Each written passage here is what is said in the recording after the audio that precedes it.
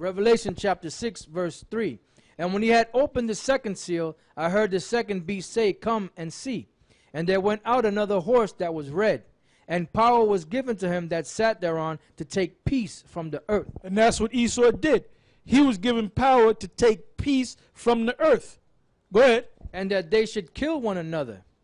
And there was given unto him a great sword. And that they should kill one another. White on white crime. Esau and Esau crime. Now, I'm going to give you an example of that scripture that the brother just read. It said that he had power to take peace from the earth, and that they should kill one another, Esau against Esau, and that they were given a great sword. You got something right there? All right, go ahead. Isaiah 19 and 1. The burden of Egypt, behold, the Lord rideth upon... Okay. The burden of Egypt, behold, the Lord rideth upon a swift cloud, and shall come into Egypt. And the idols of Egypt shall be moved at his presence, and the heart of Egypt shall melt in the midst of it. And I will set the Egyptians against the Egyptians, and they shall fight every one against his brother, and every one against his neighbor, city against city, and kingdom against kingdom. Right, that's Esau, man. When that time comes, they're going to fight against each other. When the Lord come back, then they're going to stop fighting to try to fight against the Lord, and then they're going to be annihilated up in the heavens. All right, go ahead. Genesis 27, verse 38. And Esau said unto his father, Hast thou but one blessing, my father? Bless me, even me also, O my father. And Esau lifted up his voice and wept. And Isaac his father answered and said unto him, Behold, thy dwelling shall be the fatness of the earth, and of the dew of heaven from above. Yeah, the fatness of the earth is where you have a lot of greenery and stuff. So Esau then went to all the places around the world where he had good vegetation, good gold, the best of everything. Why do you think he's down in the land of Israel, in the Middle East? Go ahead. It says, And by thy sword shalt thou live, and shalt serve thy brother. And it shall come to pass that when thou shalt have the dominion, that thou shalt break his yoke from off thy neck. And that's what you did. After King David, after Solomon, you broke from the captivity of the children of Israel. Where you at now? Go ahead. It said, And by thy sword shalt thou live, and shalt serve thy brother. Right. By thy sword thou shalt live. You serve your brother. You broke away from your brother. You use your sword, that great sword, to destroy the world and take over the world. And then you use that sword against yourself. Now we're going to read about the Battle of Verdun. Right. The Battle of Verdun, 1916, the greatest battle ever. It says French attack on the German lines during the Battle of Verdun. You'll see the picture. The Battle of Verdun is considered the greatest and lengthiest in world history. Never before or since has there been such a lengthy battle involving so many men.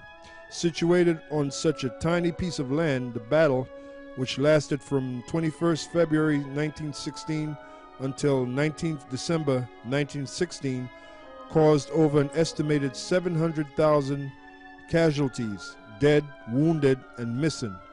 The battle was not even a square 10 kilometers. From a strategic point of view, there can be no justification for these atrocious losses. The battle degenerated into a matter of prestige of two nations, literally for the sake of fighting. That's it there. Should I go to justification? All right, now I'm going to click on another section called justification. It says justification. They had conquered a notorious hill. They had lived in trenches that had been alternately French and German. These trenches sometimes lay filled with bodies in different stages of decomposition. They were once men in the prime of their lives, but had fallen for the possession of this hill that was partly built on dead bodies already, a battle after which they lay rotted, fraternally united in death. By the way, that was a comment from Georges Blonde, commenting on the Battle of Verdun. Verdun has come to represent all the horrors of the First World War, of the pointless massacres, the endless sacrifices of human lives in the battle over a tiny piece of land. Verdun is a symbol of complete annihilation, a fault line in our civilization, as the Dutch author Richard Hegester so eloquently put it. The story of the Battle of Verdun relates the horrors and the pointlessness of the trench war. It tells us of the Minsa of Verdun, where humans were beaten to a pulp by the artillery, the queen of the battlefield. In a pointless material battle, in German, unable to overcome the psychological impact of war Schlag, after living in these trenches full without of mud, any dirt, and possible dead bodies. strategic justification. Looking back, it becomes obvious that this was an absurd war. We can hardly imagine why hundreds of thousands of young men enthusiastically flung themselves into it.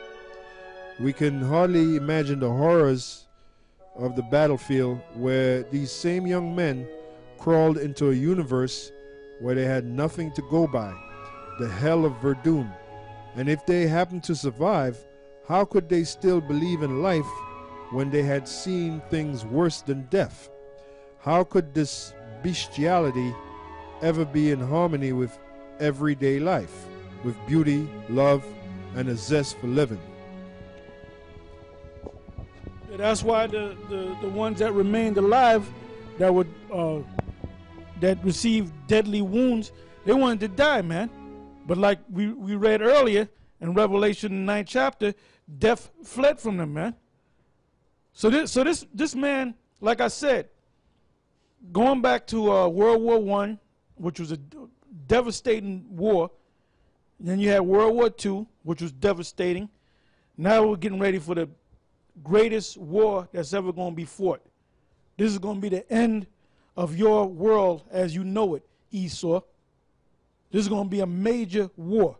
Now let's go from there to the book of Revelation, the 8th chapter, and let's start from the 4th verse. Revelation chapter 8, verse 4. And the smoke of the incense which came with the prayers of the saints ascended up before the Most High out of the angel's hands. And the angel took the censer and filled it with fire of the altar and cast it into the earth. And there were voices and thunderings and lightnings and an earthquake. And the 7 angels which had the 7 trumpets prepared themselves to sound. Now these 7 angels really represent World War III, the Battle of Armageddon. But the way the Most High set it up was, this represents the 7th trumpet, which was broken up into 7 different angels. All right? Go ahead. The first angel sounded, and there were followed hail and fire mingled with blood. And they were cast upon the earth, and the 3rd part of the trees were burnt up, and all the green grass was burnt up. And the second angel sounded, and as it were a great mountain burning with fire was cast into the sea, and the 3rd part of the sea became blood. And the 3rd part of the creatures which were in the sea had life, died. That mountain represents Babylon being destroyed. Go ahead. And the 3rd part of the ships were destroyed. Right, now like we read in Revelation, the 9th chapter, about the 3rd part of man. Well, this is talking about the 3rd part of man again. So the 3rd part of man represent the sons of the wicked, which are the Edomites. This is talking about the end of their world. Go ahead. And the 3rd angel sounded, and there fell a great star from heaven, burning as it were a lamp. And it fell upon the 3rd part of the rivers and upon the fountains of water. And the name of the star is called Wormwood. And the 3rd part of the waters became wormwood. And many men died of the waters because they were made bitter. In other words, the waters became contaminated. So the people that survived, when they went to drink that water, they died from radiation poisoning. Like I said, it's going to be terrible when that deal goes down. Go ahead. And the 4th angel sounded, and the 3rd part of the sun was smitten, and the 3rd part of the moon, and the 3rd part of the stars, so as the 3rd part of them was darkened, and the day shone not for a 3rd part of it, and the night likewise. And I beheld and heard an angel flying through the midst of heaven, saying with a loud voice, Woe, woe, woe to the inhabitants of the earth, by reason of the other voices of the trumpet of the 3 angels which are yet to sound. So basically, in a nutshell, you're not looking too good, Esau. We have found out and we have exposed you for being an Edomite. We have found out and we have exposed you for being the devil. We have found out and we have taught certain people that your society is going down. We have also taught you that you're going into slavery, all right? And there's several scriptures to prove that, man.